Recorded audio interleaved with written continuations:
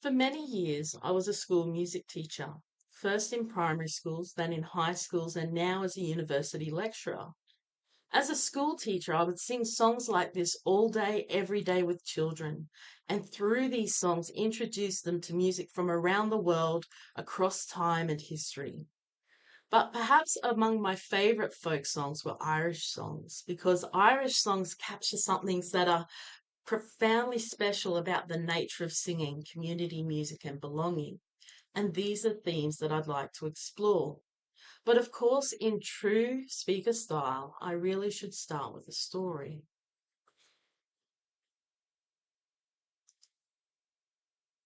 Three Irishmen, Seamus, Paddy, and another guy, drunk as can be, come staggering down the street singing Danny Boy at the top of their lungs. Do we know Danny Boy? Oh, Danny boy, the pipes are calling from glen to glen and down the mountainside. They stop in front of the Flaherty's house, still singing. The summer's gone and all the roses falling. Tis you must go and I must bide. After a few minutes, the window flies open and Mrs. Flaherty yells out, "What the heck are you doing? Don't you know that it's 3 a.m. in the morning? Why don't you drunken fools go somewhere else?" "Are you Mrs. Flaherty?" asks a very drunk Seamus. "You know damn well that I am," she says. "Well, can you tell which one of us is your husband so the other two of us can go home?"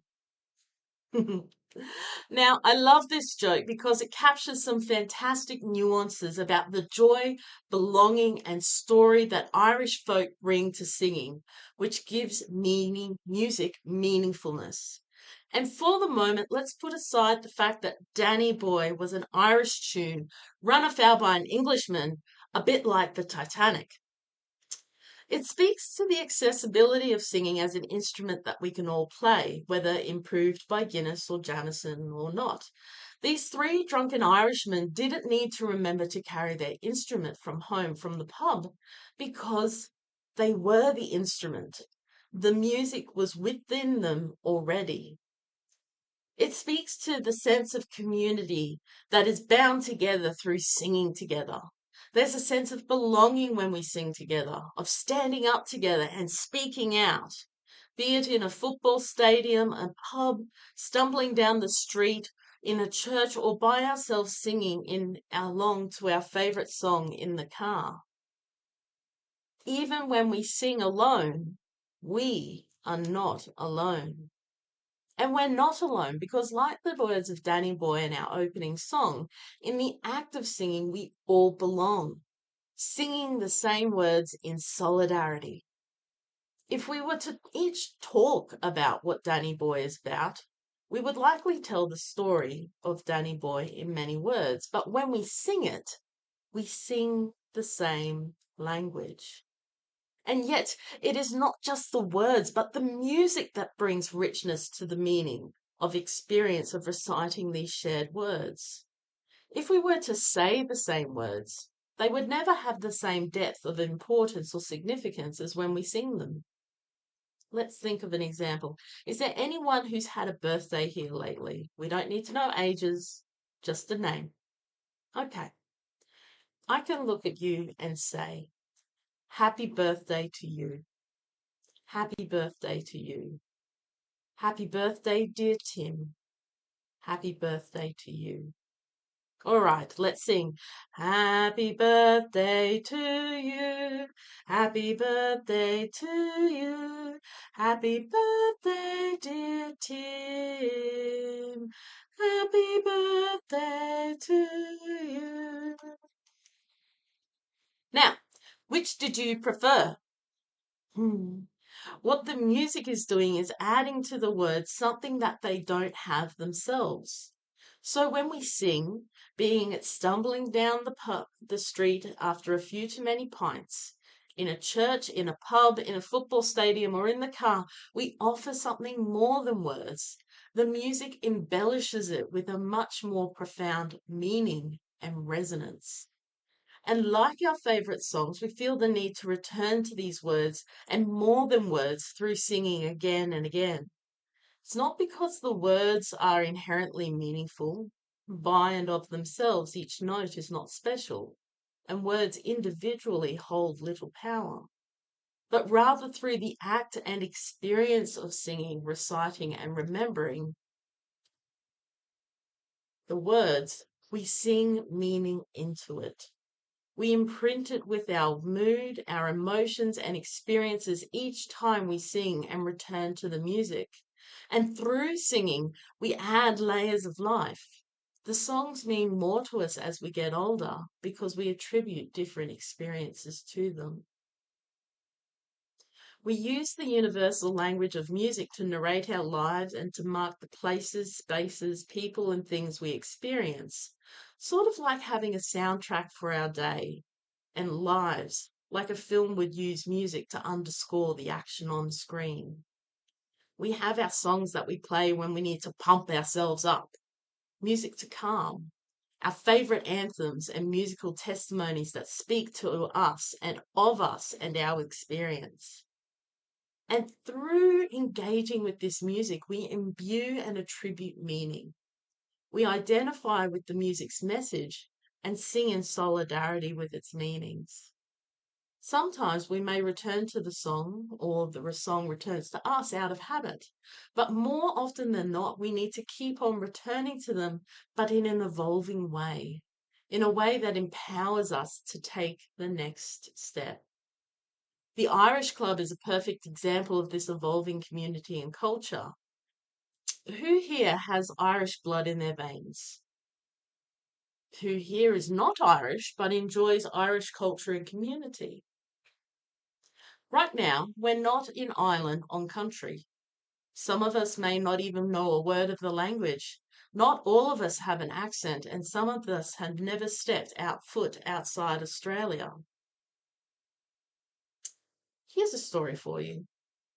A man walks up to a bar in outback Australia and sits down and says, "Sorry, love, can I have a pint of Guinness and a packet of crisps when you're ready there?" "Oh," she says, "you must be Irish." The man was evidently offended and responded, "The cheek! Because I order a pint of Guinness, you assume that I'm Irish. If I ordered a bowl of pasta, would that make me Italian?" "No," she replied, "but this is a newsagent's." Though we may find ourselves in different places, the culture sings and beats within you. It doesn't have to be one or the other. It can be both at the same time. It's a bit like singing two different songs at the same time. Being Irish and Australian on the surface may not seem to have much in common. They are on opposite sides of the world, and yet through music and singing, there is harmony. In the same way, singing is universal and is not bound by geography. Singing, like culture, goes with us no matter where we may roam. It evolves with and within us. But here's the thing. Even if you're not a singer and you are still creative within the musical process and product, and the music and meaning cannot exist in time, space, and place without your unique contribution. This is part of the reason I'm so fascinated by audiences and the many ways that people participate and experience music together. But I want to take this idea of music a step further and affirm for you that whether a singer, a passive listener, or otherwise is part of holding the song together, to creating meaning and telling its story again and again. In this way, we cannot see music simply as a thing, but a verb, an activity, to music. Music philosopher and theorist Christopher Small commented on this when he spoke of the idea of musicking. Now, while he was referring to music that happens in concert halls, I think it equally applies to Irish music and community music and the nuances of experience and participation in Irish music making. In the context of the concert hall, the context of my own research into audiences and performing arts, Small said that everyone, from the musician, the composer, to the listener, to the audience, are all together creators of music. Small even goes so far as to extend its meaning to what the person is doing who takes the tickets at the door, the hefty men who shift the piano, or the cleaners who tidy up after everyone else is gone. They too are all contributing to the nature of the song and singing that is music. Because what is valued is not just the act of singing notes or saying words, but the art object and experience itself.